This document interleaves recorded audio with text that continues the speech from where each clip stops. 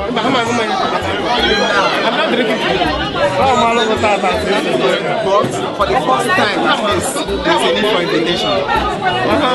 So that was her own argument and other. Why? What's the problem? Just happy and what's that, father?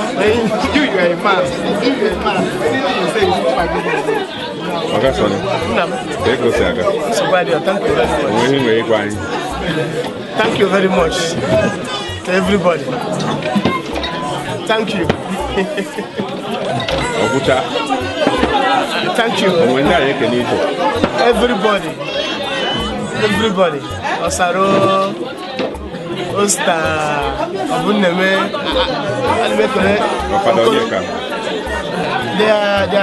this is a special. Father, yeah. I'm greeting you. Thank you. Good evening. Good evening. Good evening. Thank you. Can you tell us your name? Okay, I'm Father Onyeka. Simply put. Do you have anything to say to Sonny, Mr. Sonny Udo? Yeah, of course I have so many things to say to Sonny. Because Sonny has been a very, I call him one of the first people I met when I came to Vienna 2 years ago, 2012. And he was very friendly and very helpful. And then I discovered that he was an ex-seminarian. So this is an occasion where he needs a lot of solidarity, especially from those of us who are already priests. So I'm very happy to be here today to support him and also his late father with prayers.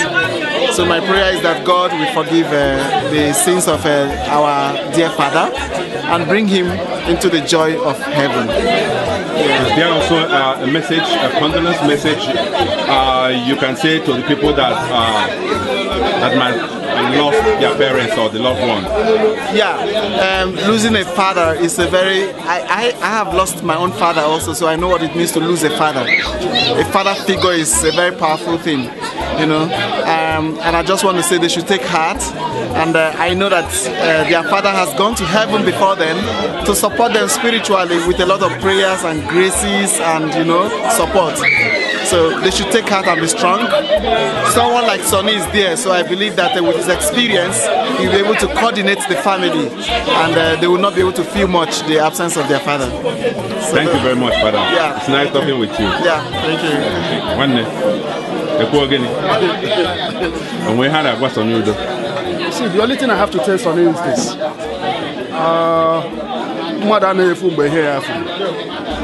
And I will definitely tell him to take heart according to what was preached at the church today, he has now a lot to do, to take care of the family at home as well. I pray that our good Lord will definitely give him the strength to bear this loss. Thank you very much. Thank you very much. Afamobo Engineer John Okeke. Ndewo.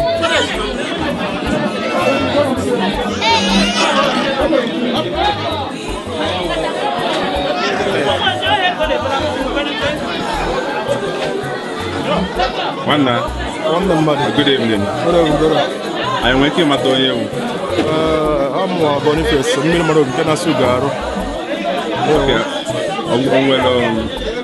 Hoping we're able to some noodle.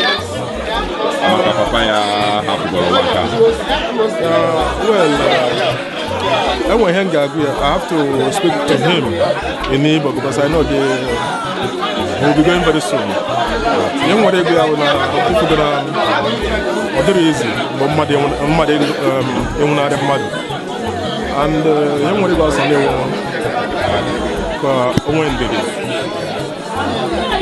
all Chiku wetere.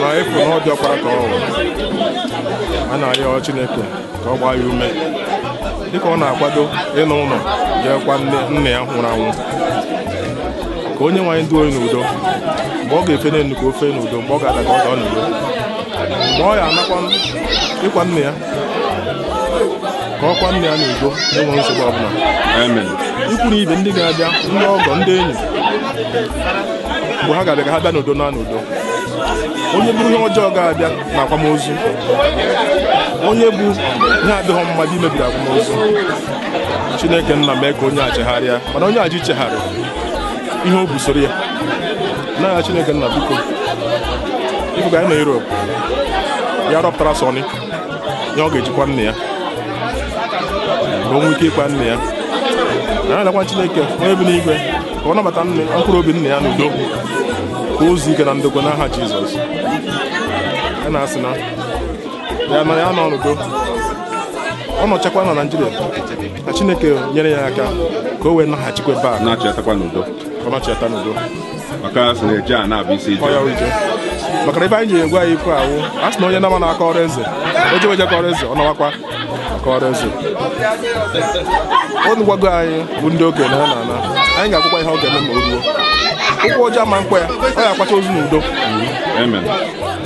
wee mee gịnị wee nabata udo ụmụnne ikwu na ibie ndị nke fọrọ afọ ndị nke ọ tọrọ ka Chineke gbaa ya ume ka ọ rụta na papa ya nwụrụ anwụ na ọ ga-anọchi anya nne ya a na-asị ka Chineke onye si dịrị n'igwe n'ụwa ka onye ya ike nke Chineke mere o ji wuru dị ọkpara ọ bụrụ by mistake ka Chineke nye ya ike iji lidie ndị ọzọ ụzọ ha kwesịrị ịga in Jesus name amen. Ife aka m nwere egwu ya amen. Daalụ hinne daalụ nnukwu ọga anyị nwere ike ịmata onye nwe afọ ahụ Chinedu Mmadụka Chinedu Mmadụka okay o nwere ihe nwere ike ịgwa okwu nwere ike ịhapụrụ Sọnị Udo onye nke nne ya na-akwa nne ya n'abalị ama yeah, I know him for a very long time, you know, and where I came from, I'm from Nnewi anyway, and I know very well, by my grandfather, and aside we're a very, very common boundary, and they have everything in common. They intermarry sometimes, and you and know beside they go to. So, yeah, I know social from my side, you know, I know Keja for no the carrier and yeah. So I'm not corriging Mohela when I say that now I'm here to represent Nigerian Student Union as their president. You know, I'm studying at Simufren University. I know Siaka Ojido Biaka, you know, Omena Uno Mena. and in the end we have to take care of ourselves. On our weekend and another thing for now, no matter how exactly. It's a good thing that no young one or now papa than no papaya. Okay, thank you very much. One name, madam. I'm waiting my engineer Martin Chuku. Okay, we make it drop one nine workable now we're keeping on a member. Papa only can have one car. What a much you go. The guy say no. The Reverend Father in charge. When you hear someone, when you check on the modern I feel all the necessary. To start with, Sonny Udo was a very staunch member of Catholic Men Organization, CMO, of African Catholic Community. So, as the chairman, Muano Wembo, I'm happy to have him as a staunch member, and his faithfulness goes by the meeting. So I'll go say that now. The way he was brought up from home, he did not depart from it. So the same thing applies to when you think of it very well, you see that the father, at least, will also be happy that his son, Sonny Udo, is still on the track. He did not deviate as a staunch member in a Catholic Men Organization. So we are happy as an organization to have him as a member. And in addition to that, as a kind of advice, the father has just said it, as the first son in his family. A lot of things are waiting for him, but God will always be the first for him. And we pray that no weapon fashioned against him shall prosper. Amen. As he travels back home, he will travel safely and come back safely. And he will be covered with the blood of Jesus Christ. Amen. And all his wishes will be accomplished. Jesus Christ. Amen. Amen. So as he's preparing to travel home, let him be strong in the Lord. The Lord, he knows the best. He will not disappoint him. And I believe he has never disappointed him. And he will not disappoint him. Amen. Ndewo.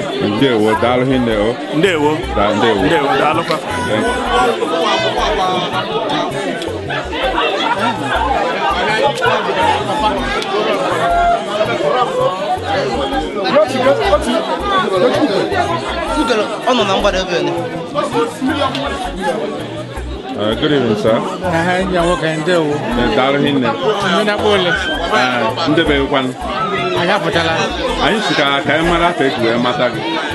Oh, Papa, Mr. Henry Madova. Okay. Daddy. Okay, Daddy. Daddy, yeah. Because when he make to follow one night working, can Ruju Maka. I wish one name working. Omu here on your laga. I'm Mobeka, Maja, Motra Pocket. Oja Tiga Milia Choir. That's your daddy, she okay. Thank you, many animal. One again, one. No, again, one. I won't have they would have boy up to Zubi. About what I say, Yoko. And then I touch up with the Kenyan. She had just shaking at Chimobi.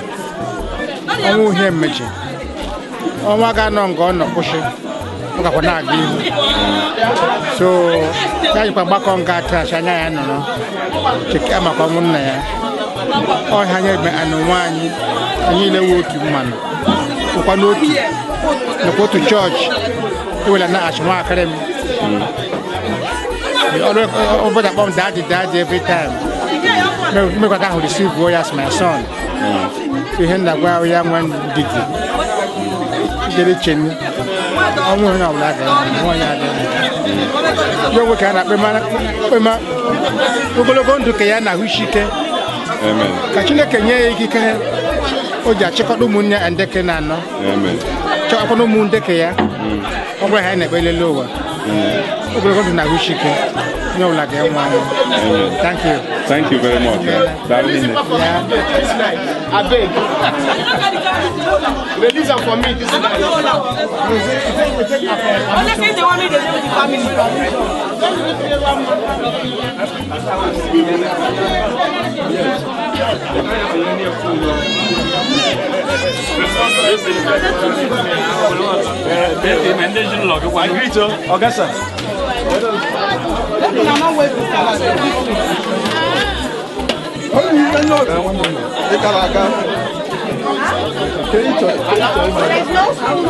That's what last week.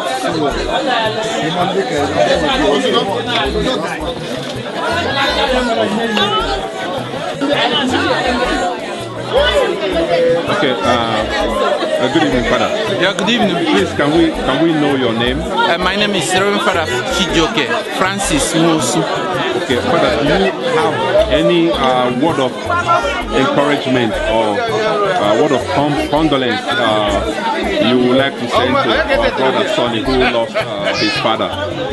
Yeah, as I said when I was celebrating the Mass, I said that none of us lives for himself and dies for himself. If we live for the Lord, and if we die for the Lord.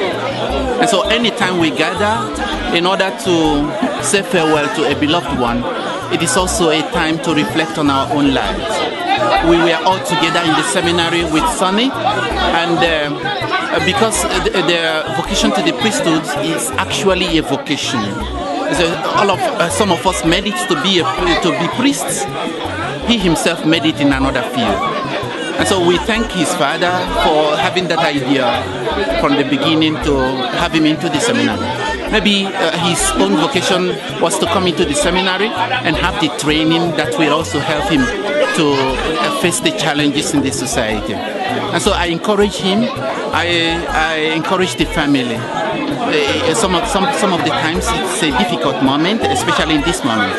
But with prayer and the will of God and the help of God, they will be able to conquer the situation at the moment.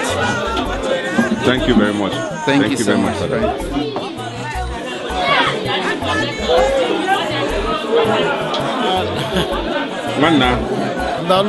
Good evening. Good evening. You will Afambo Maze Emmanuel Obinale Chukwujekwu onye ibu ka na-akpọ na Vienna. Okay. Onye ibu onwere okwu inwe ike okwu ntasi obi ị nwere ike ịhapụ nwanne anyị nwoke bụ Sonny onye nke na-akwa papa ya n'abalị anọ. N'ezie ile anyị ga-afụ igurube mmadụ bịanụ ka anyị kware Mr. Julius Udo bụ papa Sonny Udo ugwu ikpeazụ ka anyị na-ala bekee ebe anyị nọ Sonny bụ ezi ọyị anyị bụrụ nwanne anyị nwoke ọ na-apụtakwa n'ihe niile anyị na-eme so ruka papa ya nwụrụ ya ezukpe n'ihe anyị enyekwa aka gbasa ozi sị ka anyị kwanyere ugwu ikpeazụ okwu ndụmọdụ m ga-enye Sonny ewu n'ọmago na ihe ụwa bụ a na-eme igwe niile ga-aga n'ụzụ dịka mmụọ na-ekwunu dịka fada kwuru na mgbe ọ na-enye homilin today edubeghị m wee luzu aka nne m na nna m ka dị ndụ mana afụla m ndị luzu unu fụkwana ka ha si ebe mana na-ayọkwa ka ha mee gịnị kasi obi ma na anyị nwere olileanya n'ebe Chineke nọ. Okay. Daalụ hinne o. Daalụ hinne. Good evening, madam. Good evening. Please, can we know your name? Yes, my name is Lovetubi, Mrs. Lovetubi. Okay, Mrs. Lovett, please, do you have any word of advice or word of condolence you would like to leave for our brother and friend, Sonny, who lost his father? Yes. All I have to tell him that he should take heart, and I don't know how to explain it. I feel so much for him, but there is nothing he can do. It's the God that give and God has taken. So I pray God should give him that heart to carry on, to take care of the junior ones, to be able to cope. And I know God will be for him. Amen. Amen. Thank you very much.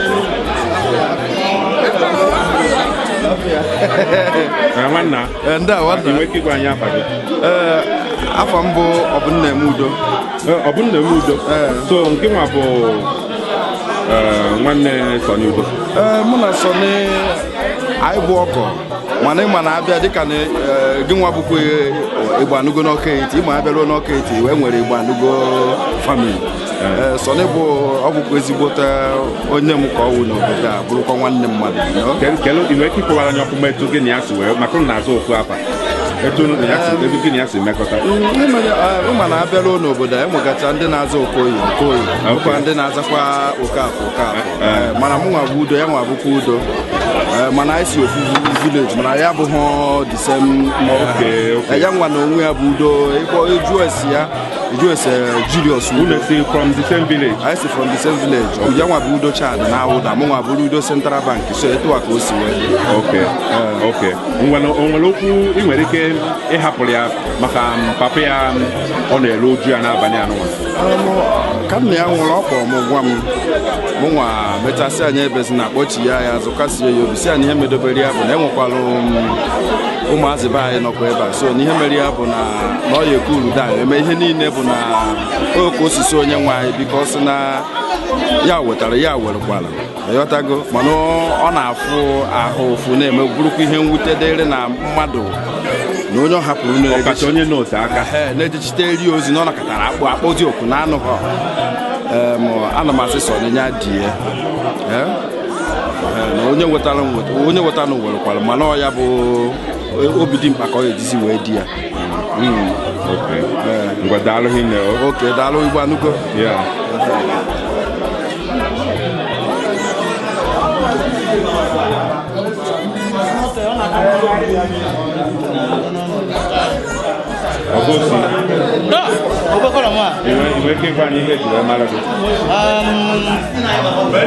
Afa m bụ Oscar Sibuno ezugoro abụ one of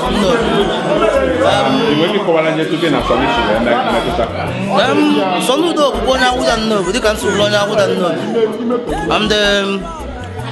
Ọzọ dịka ibi ya bụrụ na papa Sunday a na-ekwu anwụrụ Julius Udo na my father bụ onye tu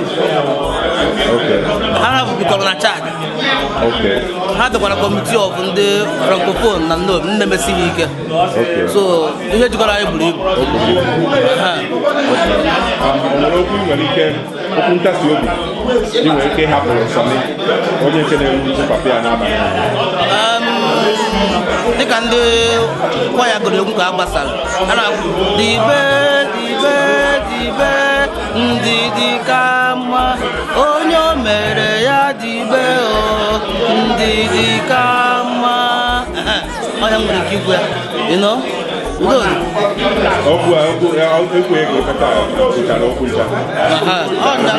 Udo dị kọrọ mmadụ iji ọrụ ọfụma. Udo dị nwanna anyị nwere ike mata mara gị. My name is Mr. Stanley Chimezie Genoka. I'm the Master of the African Catholic Community. Okay, ị nwere ike ịkọwara anyị etu esi wee mata Sonny Udo? Sonny Udo ka mgbe m kwara abata na this community ama m onye ọrụ enyi m nwoke ka onye nwere obi sasara obi ya dị open and he's very sharp. Everything mmadụ na-eme ụdịghị ya danyekwara mmadụ ọ na-ewepụta obi ma nke ọma ma ka ihe iru uju ọ na-ewepụtakwa n'ụzọ niile dị iche iche ịsọpọt onwe n'ala azụ. O nwere okwu ntasi obi ị nwere ike ịhapụrụ ya maka papa ya ọ na-eru uju ya n'abalị? Akwụkwọ nsọ gwara ya na n'ihe ọbụla ma ọ dị mma ma ọ dị njọ na a ga-enye Chukwu ekele. Gaa ka m kwudosiri n'ike mana m na-arịọ Chukwu ga were mmụọ ọma ya chi ha n'obi nọnyere famili ha, ọwụ naanị ya nwa ma ụmụnne ya ma ndị tọrọ ma ndị ọzọ, the whole family ka ọ nọnyere ha n'oge a. so that ma ọgụga ma olulu ma ihe niile a na-akwado na-ekwado maka ili nna ha ka ihe niile gaa n'udo ma ndị ga-eshi from all parts of the world, all parts of the states of Nigeria alọta ịbịa akwanyere ya ugwu nke ikpeazụ ka Chukwu dube ha, kwado ha, nọnyere ha mbata ha afọ ha ga-alaghachi azụ ka ihe niile gaa nke ọma ka e wee nye Chukwu nna dị bi n'eluigwe ekele. Okay, daalụ hinne o, anyị kenere ọkwa. Nwanna, anyị nwee ike ịmata onye mbụ. Afọ ahụ Mr. Felix Ọnụọra, ụgbọelu n'ọsụ. Ụgbọelu? N'ọsụ. Ị nwee ike, o nwere okwu ị nwere ike hapụrụ, okwu nkasi obi nwere ike hapụrụ Sọnị Udo, nwanne anyị nwoke nke na-akwa papịa n'abalị ya. Dịka ndị oyibo si ekwu, a sị na death is inevitable. I believe na ọ bụ na ọ ya eji ego ya zụta Sọnị ya ewere ego niile o nweta tinye ka papịa ghara ịnwụ, mana ebe ọ bụ na omego onwezi ya bụrụ ya eme na-abụ ka akwanyere nna ya ahụ ngolu ugwu, maka na ndị Igbo si na ugwu nkwanyere na ndị na ọkwanye nwa ya akwa nna na ọ bụrụ nna ya akwa nwa.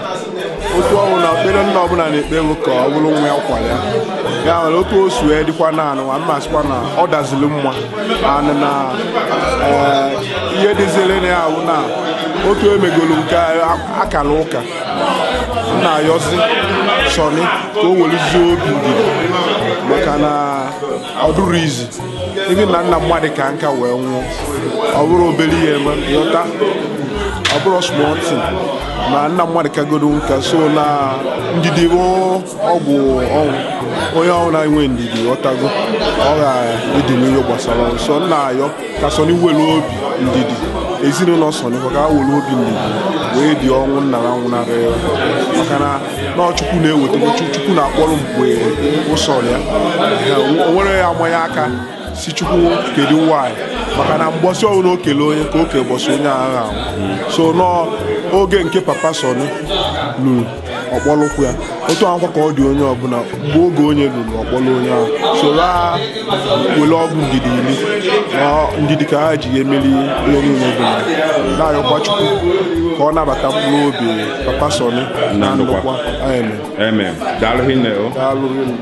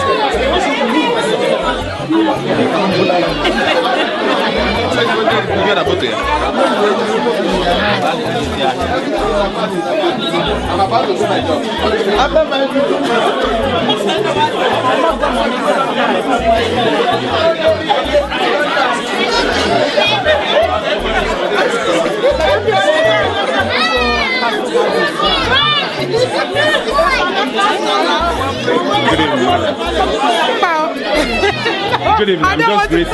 Good evening. Good evening. Thank you. Thank you.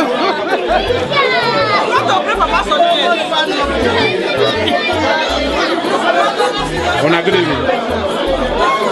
Anything to say? Anything to say to Sọnị Udo? May the soul of his father rest in perfect peace. Amen. And may the souls of all the faithful departed through the mercy of God rest in peace. Amen. Amen. Thank you very much, madam. You're welcome. Good evening. Good evening, madam. Can we know you? Can we know your name? Favor. Is there anything, any condolence message you would like to drop for Sọnị Udo? The message I have to drop for him, so he should just take heart and be encouraged and carry on with life. So I pray for his father's soul to rest in perfect peace. So I also pray that the family that he left behind, children, wife, grandchildren and great-grandchildren, and the brothers and sisters he left behind, that the Lord Almighty in heaven should give them many long life and protect them. So may the blessings of God continue to be in the family, and I pray that there will no more be sorrow in the family.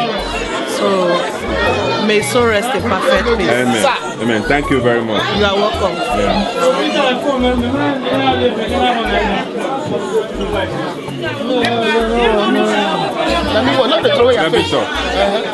Good evening, sir. Good evening. Please, can you do you have any condolence message you would like to drop for our brother Sonny, who is mourning his father this night? Actually, it's a painful story, but thank God that he's burying his father, and that is exactly what we always pray for, that we should bury our parents. And with the entire community, we condole with him, we feel with him, and we always pray for him. We also wish him safe journey as he's going to bury his father. And this is also very important, that he travels in peace and come back in peace. Yeah, we will pray for him, and we will always have him in prayer for whatsoever he has chosen for his future. And we pray that his father also rest in the Lord. That is the few words I think I have at the moment. Amen. Thank you very much. Thank you very much. Thank you. Thank you. Good evening, sir. Good evening, Mr. Coleman. Ogedu. Ndewo. Ndewo. Iwe ki kọwatara anyị etu mata Sonido. Kasi mata Sonido bụ na onwe ka ọzọ ọ ama nwa onye community anyị ka ọ bụ a member of African Catholic community. So ebe ka si mata ya. Wefuka na onye na ihe ụka na amasị ya. Onwe ụzọ ọzọ ka si mata ya. Okay. O nwere okwu nkasi obi ị nwere ike ịhapụrụ ya maka papa ya ọ na-eru uju ya n'abalị a. Okwu nkasi obi ga-aka ya mana asị na Chukwu na-eweta Chukwu na-ewe. God gives, God takes it. There's nothing we can do. In every situation we say, the Bible says we should give glory to God. It said, the Bible says, what can separate us from the love of God? Is even death cannot separate us from the love of God. That's his origin. So, in every situation, the only Kakasobe is a Christian, and by being a member, an ex-senior, he should know that life is a beginning of another journey. Yeah. So he should take it because we believe, as a Christian, we believe in the resurrection. We believe that in one day we shall all meet. So it is a transitory journey that his father has, so which all of us will surely one day meet in this place. And my prayer is that God will grant the family, the bereaved, the siblings, the mother, the fortitude to bear this heavy loss. So that's all we're praying for. That there's nothing we can do. It has happened. It has happened. All we have to do is to pray for the repose of souls of his father, of his late father. We are visitors in this world. We're all in transitory journey. One day we shall all leave this place. But what is important is the legacy. The legacy you leave behind is important. How do you live your life? And that's what everybody should ask ourselves. And that's why it's very important to give to be able to have a sort of inventory of your life each day, because you don't know the Bible says nobody knows the hour nor the time. It can happen at any time, and that's why we need to be prepared. So my advice to him is that you should take heart, and our prayers and our thoughts goes to him and his families, that God will grant them the fortune to bear this loss. That's my prayer, and that's my little advice I can give to them. Thank you very much. Thank you very much. Thank you. Never.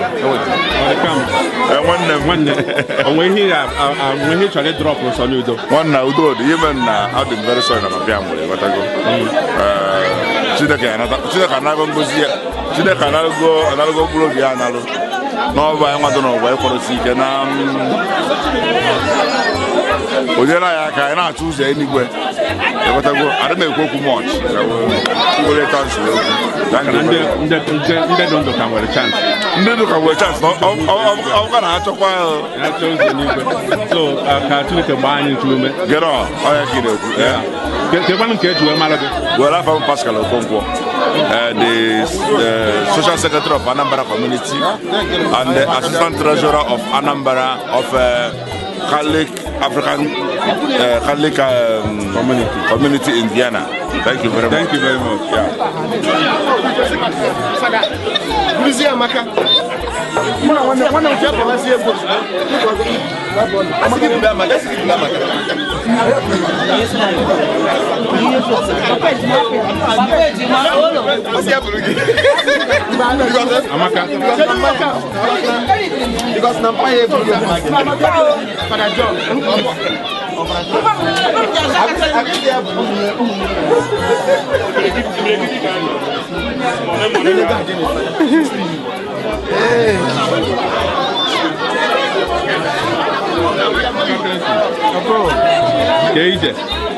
I'm fine, I salute you.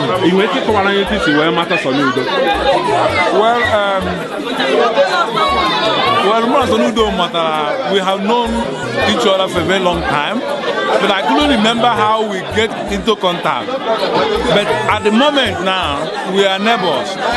This is my building and this is his own building. Really? So we normally call each other on phone or through the window. Okay. Okay. Do you have any word of condolence you would like to drop for Soludo and his family for his father that has just passed away?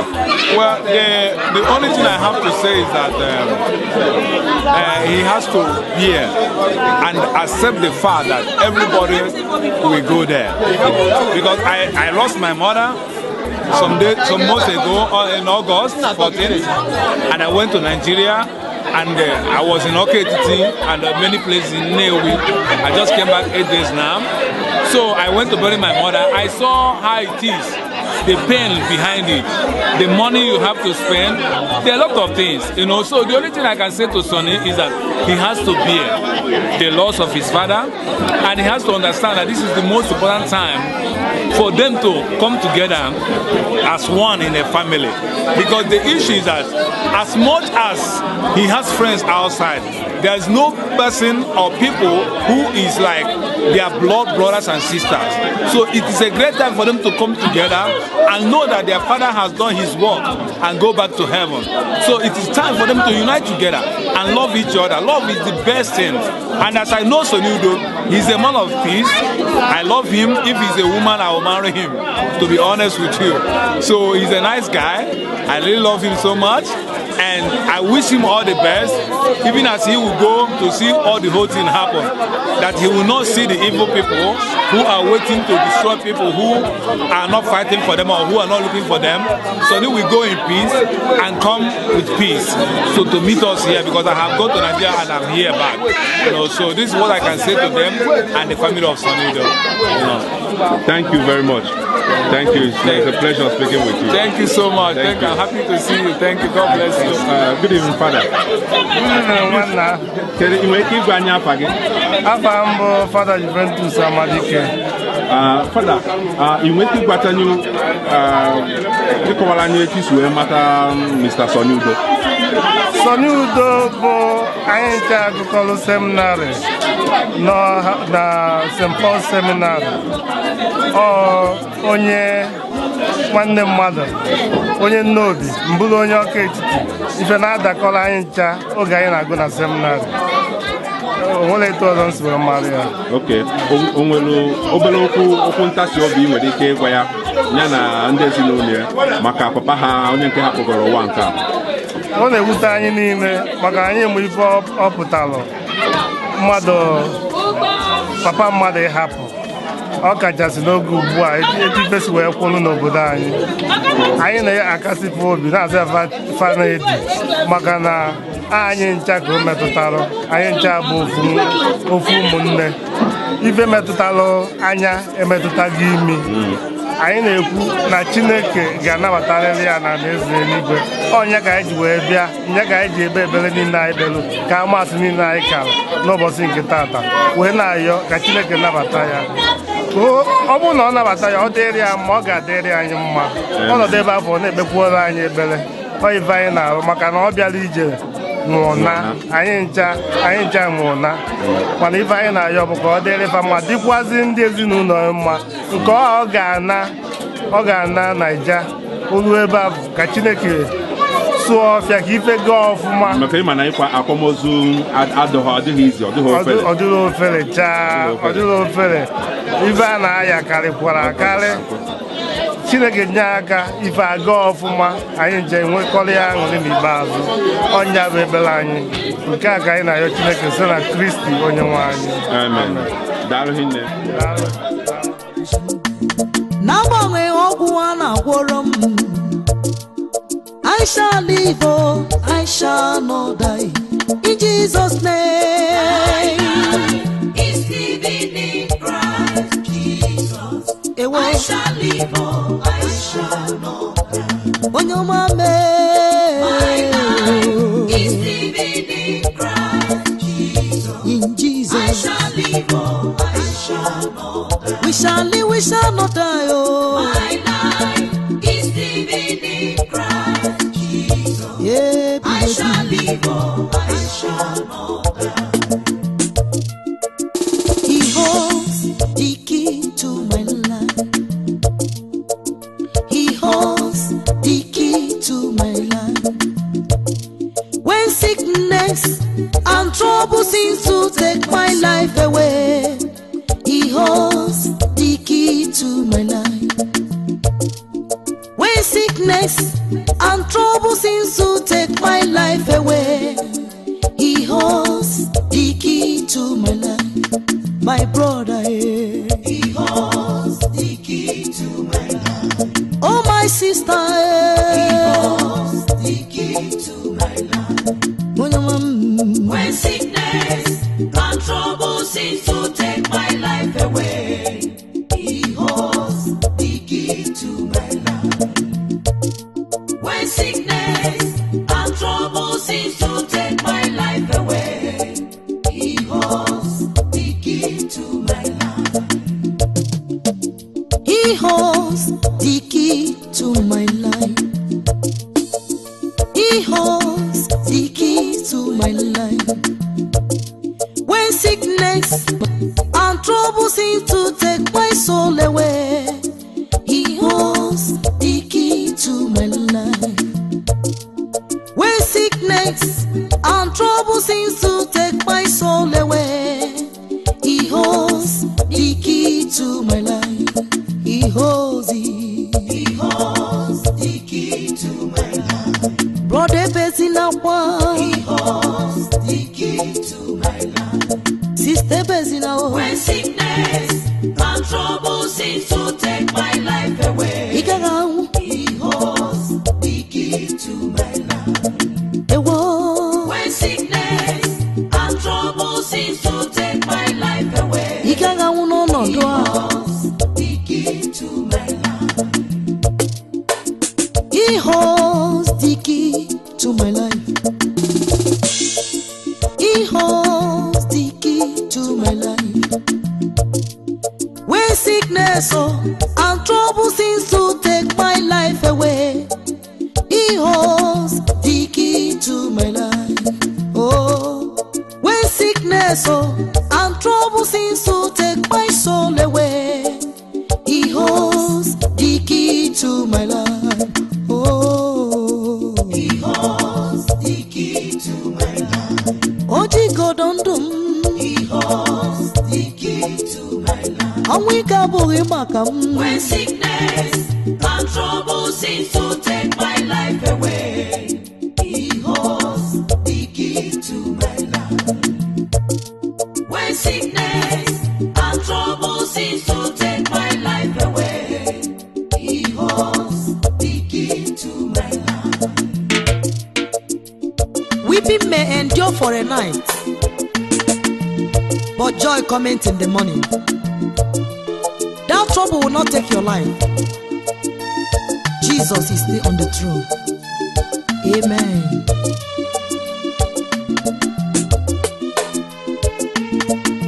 Let my crying touch you in your heart, oh Lord. Let my weeping touch you in your heart, oh Lord. Let crying touch you in your heart, oh Lord. Let my weeping touch you in your heart, oh Lord, my God. Let my crying touch you in your heart, oh Lord. Let it touch you. Let my weeping touch you in your heart, oh Ya metukwa gị n'obi. Let my crying touch you in your heart, oh Lord. Let my weeping touch you in your heart, oh Lord. Let my crying touch you in your heart, onye nwe m. Let my weeping touch you in your heart, oh Lord. Let my crying touch you in your heart, oh Lord. Let my weeping touch you in your heart, oh Lord, my God. Let my crying touch you in your heart, oh Lord. Daddy. Let my weeping touch you in your heart, oh Ya metukwa gị n'obi, Let my crying touch you in your heart, oh Lord. onye nwe m biko. Let my weeping touch you in your heart, Onye nwe m biko zanụ biko biko. crying touch you in your heart, oh Lord. Daddy. Let my weeping touch you in your heart, oh Lord.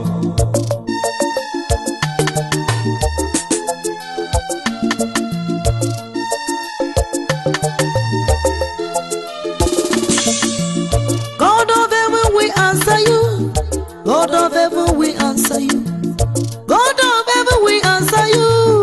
God of heaven, we answer you. Stand still, don't shake. Oh God of heaven, we answer you. Stand still, don't shake. Oh God of heaven, we answer you. God of heaven, we answer you. We answer you. God of heaven, we answer you, brother man. God of heaven, we answer Hey, stand still. Don't shake, for God of heaven, He will answer you. Hey. don't shake, He will for God answer. of heaven, we answer you. God of heaven, we answer you. God of heaven, we answer you. God of heaven, we answer you. God of heaven, we answer you. Stand still, don't shake. Oh God of heaven, we answer you. Stand still, don't shake. Oh God of heaven, we answer you.